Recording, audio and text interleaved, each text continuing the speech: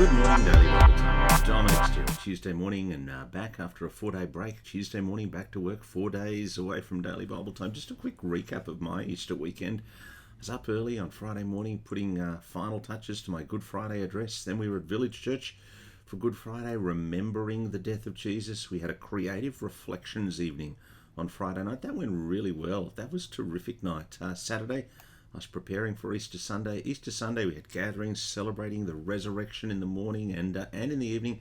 And it was a delight to have our kids and my parents for lunch. And then Monday, yesterday, Kath and I had a day off and we went off to the Easter show and enjoyed that. Now, we are back in Isaiah 9, verse 6 this morning, and resuming our treatment of Isaiah. And we've hit the passage, the famous part of Isaiah 9. For to us a child is born, to us a son is given, and the government shall be on his shoulder. His name shall be Wonderful Counselor, Mighty God, Everlasting Father, Prince of Peace. Of the increase of his government and of peace there'll be no end, on the throne of David and over his kingdom, to establish it and to uphold it with justice and with righteousness from this time forward and forevermore. The zeal of the Lord of hosts will do this. The Lord has sent a word against Jacob, and it will fall on Israel. Now, 4 children, says David Peterson, are mentioned in Isaiah chapters 7 through to 9, each with a God-given name to reveal God's purposes. This person mentioned in verses 6, 7, 8, and 9 of Isaiah 9 is clearly a royal person, though he's never actually called a king. And in him, in this child, the divine promise to David that is made in 2 Samuel chapter 7, verses 12 to 16 is fulfilled.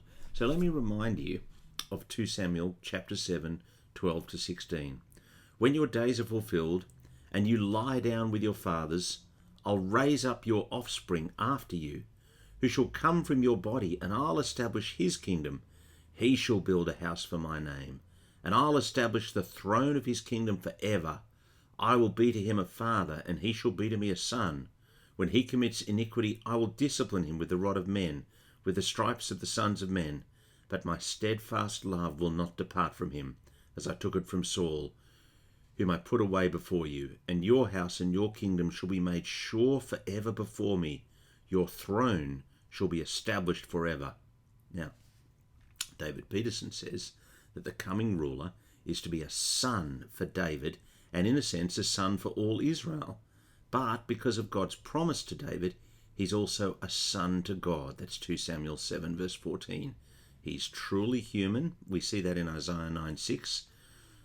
Unto us a child is born. Unto us a child is born. Though, as Peterson says, he's also divine because of the fourfold name by which he is to be called. Wonderful Counselor, Mighty God, Everlasting Father, Prince of Peace. Now, Oswald, the commentator, writes that the names given to this fourth child no longer express some future event or situation, neither do they directly express the relationship between God and his people, as does Emmanuel. Rather, they express the remarkable nature of this individual, and thus indirectly the saving character of his reign. In this respect, he is the ultimate expression of the truth that God is indeed with us, Emmanuel, not for our destruction, but for our redemption. Those names: Wonderful Counselor, Mighty God, Everlasting Father, Prince of Peace.